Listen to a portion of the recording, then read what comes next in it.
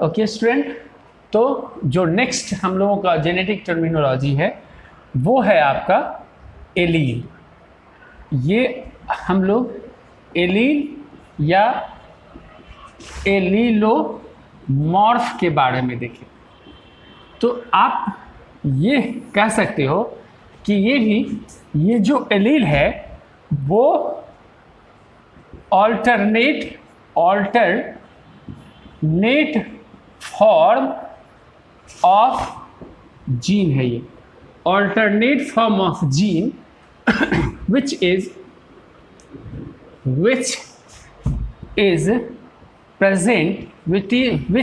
present at the same locus or position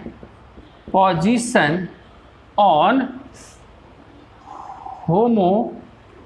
homologous chromosome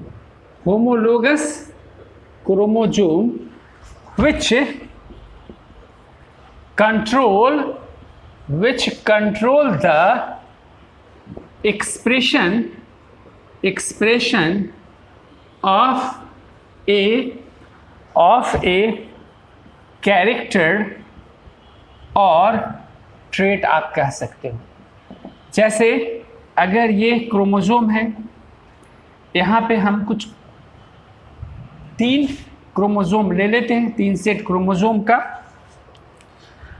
अगर इसके locus पे अगर आप कैपिटल टी डाल रहे हो तो यहाँ भी कैपिटल टी होगा। कैपिटल टी है, यहाँ स्मॉल टी डाल सकते हो। स्मॉल टी है तो ये स्मॉल टी है।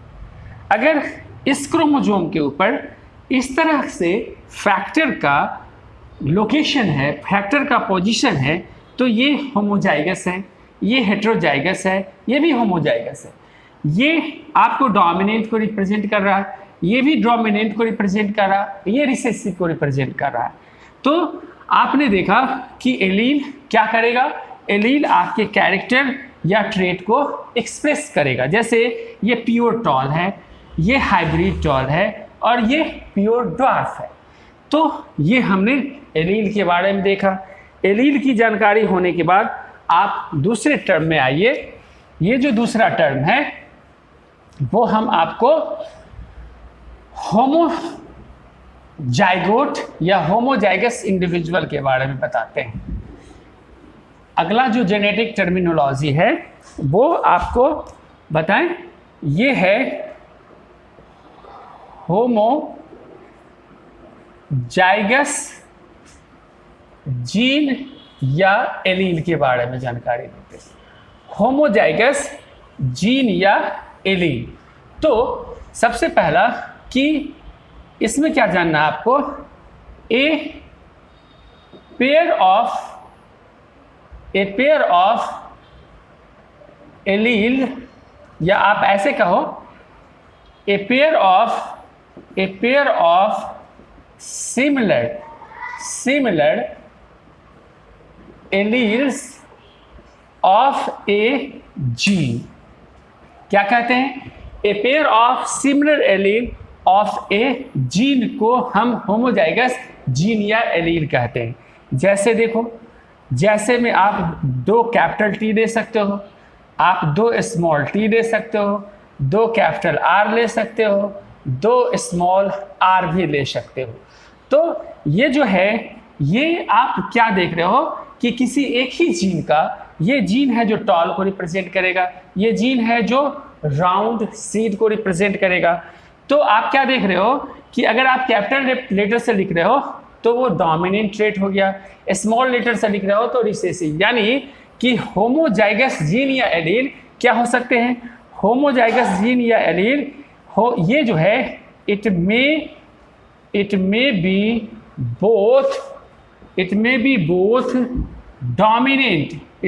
बोथ डोमिनेंट और recessive.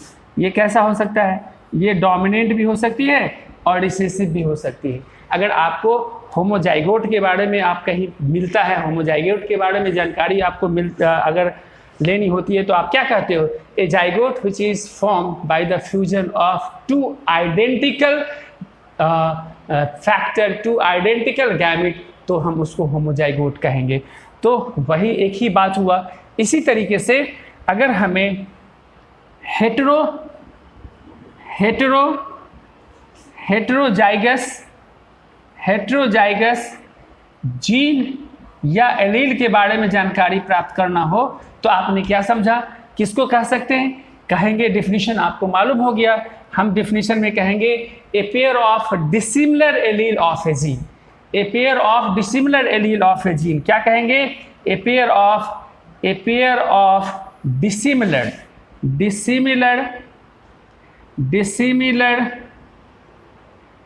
Allele of A gene, किसी एक ही जीन के डिसिमिलर एलील।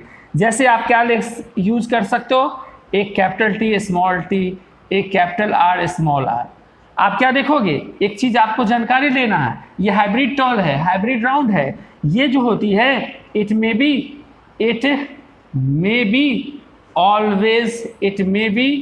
Always dominate.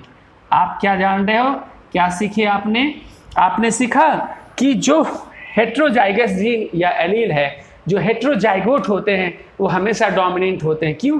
क्योंकि उसमें एक ही जीन के दो अलग अलग तरह के फैक्टर मौजूद होते हैं, एलील मौजूद होते हैं। चलिए यहाँ से हम लोग इसके बाद हम लोग यहाँ से आपको एक चीज़ और भी कंपटीशन में नीट में जो क्वेश्चन आती है उसके बारे में बता दे। ये जो दोनों टर्म है, टर्म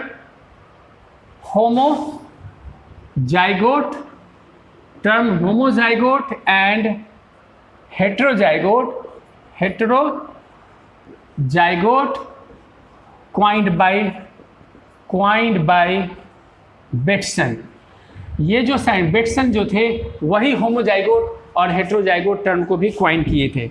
यहाँ से हम लोग अब एक दूसरे टर्म पे चलेंगे जो फिनोटाइप और जीनोटाइप के बारे में जानकारी लेते हैं।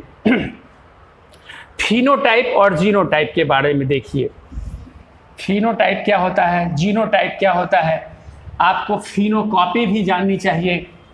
तो फिनोटाइप के बारे में सबसे पहले देखते हैं।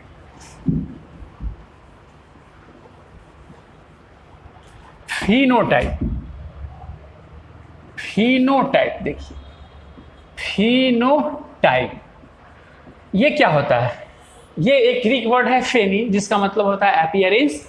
तो ये जो है एक्सटर्नल एंड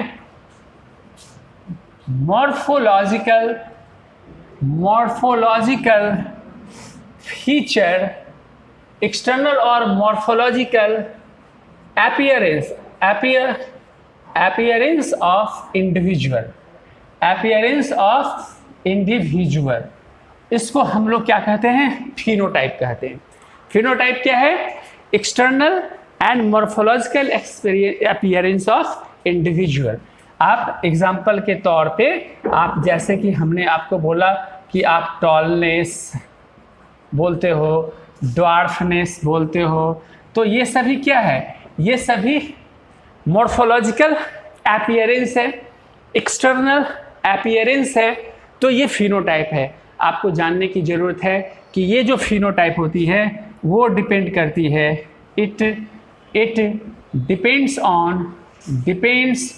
ऑन एज पे डिपेंड करती है। आपका एज जैसे जैसे आगे बढ़ेगा आपका मॉर्फोलॉजिकल जो फीचर है, मॉर्फोलॉजिकल अपीयरेंस है जो चेंज करती है। एज, सेक्स, मेल और फीमेल का अपीयरेंस चेक करता है, टाइम के साथ भी ये चेंज करता है।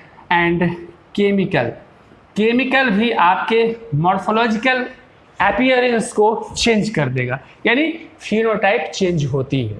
लेकिन अगर आपको जीनोटाइप के बारे में जानकारी लेना है, जीनोटाइप ये ग्रीक वर्ड है जीनो, जिसका मतलब रेस होता है, और टाइफोस का मतलब इमेज होता है। यानी जीनोटाइप से हम रेस की इमेज के बारे में जानकारी लेते हैं। तो ये क्या है, ये तो मॉर्फोलॉजिकल अपीयरेंस है, ये जेनेटिक कॉन्स्टिट्यूशन ऑफ इंडिविजुअल है, जेनेटिक कॉन्स्टिट्यूशन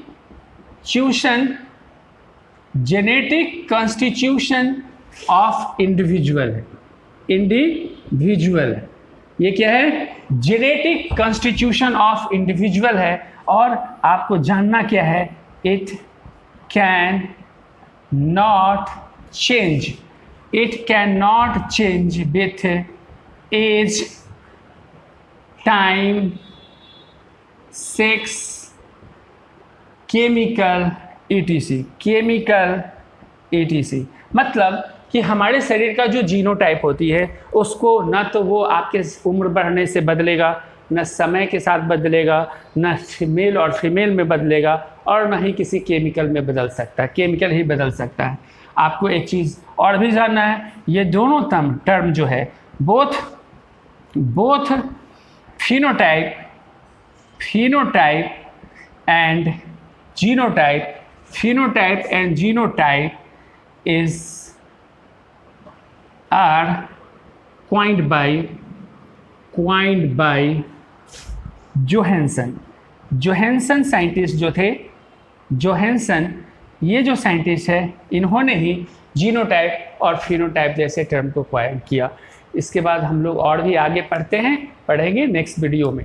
थैंक यू।